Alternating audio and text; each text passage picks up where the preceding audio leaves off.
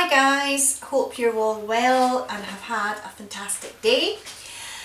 This evening I'm going to show you how to make a very easy banana loaf. And the reason I'm doing this is my other half requested that I made one. We had a couple of bananas left over to use up, so hence the reason why you're getting this evening.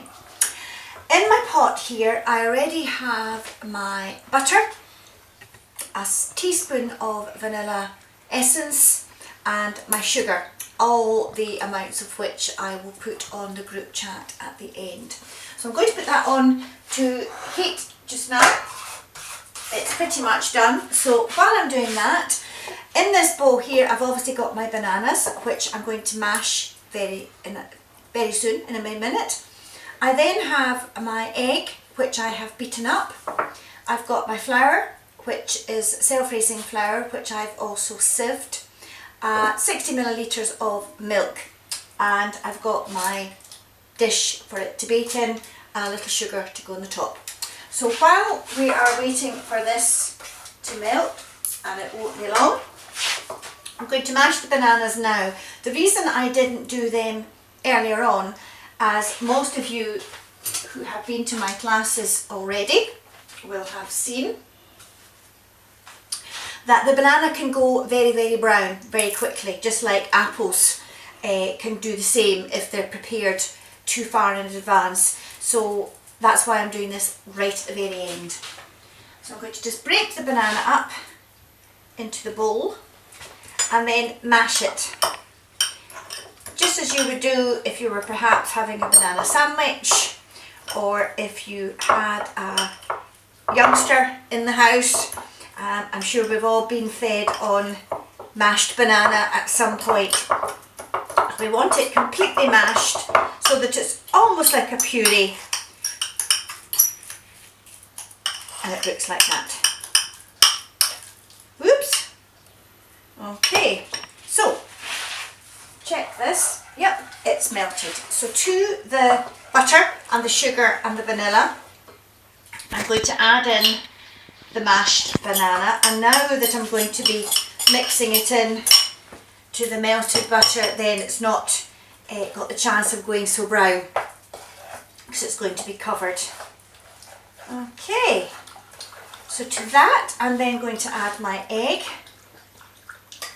It's going to look pretty awful at this stage, guys, but just bear with me, it won't be as bad when we're finished. And then I'm going to add in my flour. Now when you're pouring this in, be very careful because, excuse me, depending on the size of the pot that you've used, the flour can come over the sides. So just do it very slowly at the moment until it's all mixed in. Now it's going to start getting thicker and not be just as easy to work with. So once we've mixed all the flour in, as you can see, then now is the time to add your milk. And that's just, as I said, 60 millilitres of milk in there. And we're just going to mix that all in to give us a nice dropping consistency, really, for our cake.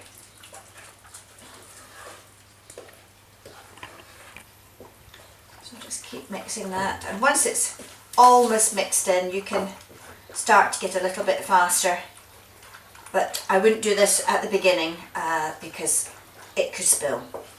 And there we have it, all mixed in. Go right down to the bottom and right in at around the edges, just to make sure. And then all I'm going to do now, I have these liners excuse me, for my cake tin, which I find are super, and they don't need to be greased.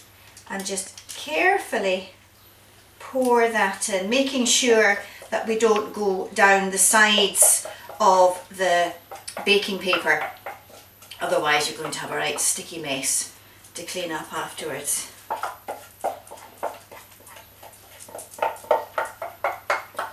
And that really is it. And the majority of the work for the banana loaf was really the preparing of the ingredients and weighing everything out. Once everything's weighed out, much quicker, to make this than perhaps other cakes because it's all just in the measuring really. So I'm just going to steep my pot. Many of you that come to my classes will know I'm paranoid about pots being steeped. I'm just going to give that a little tap, which just makes sure that it is even. And then this is an optional extra, but it does say in the recipe that I am using that you can sprinkle a little sugar over the top, and this will give it a crunchy topping once it's baked. But you don't have to do it if you don't have brown sugar. You don't have to do this at all. And that's ready to go in the oven. And I'm going to put it in the oven straight away because I've got something in here that isn't quite ready yet that I'd like to show you, which I put on the group chat earlier on today. So I'm going to put the cake in there. Earlier on today I made a sausage pie, which again I've put the photographs of and the recipe on the group chat. This is, I used to have this as a child, and my mum used to call this Dutch roast, which is really just a sausage pie. And all I did was I made a batch of short crust pastry, lined my flan dish with half of the pastry, pricked the bottom with a fork, and then I just used 2 slices of Lorne sausage that I squished a little in my hand just to allow it to spread over the base of the dish. I then spread about a tablespoon, perhaps slightly extra, of tomato sauce over the sausage, sprinkled over some mixed herbs, but you could use oregano, or you could just have salt and pepper, smoked paprika, anything you like really. And then I had fried an onion, and I had put the softened onions over the top of that. And then I rolled out the other half of pastry, and I had a little left over, and I don't know if you can see that very easily. I'll just get my oven gloves.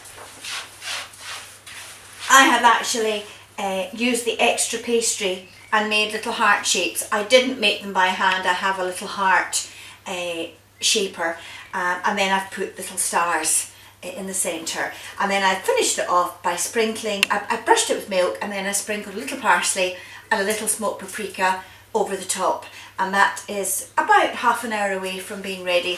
So I'm just going to put it back in the oven to finish off cooking for our evening meal this evening.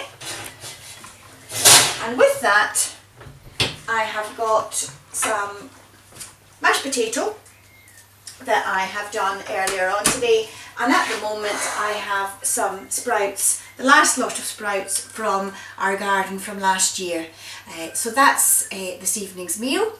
The banana loaf I will take a photograph of shortly, in another 20 minutes once it's ready, and I'll put the photographs of that on the group chat for you to see. Hope you've enjoyed that. Tune in tomorrow. Bye!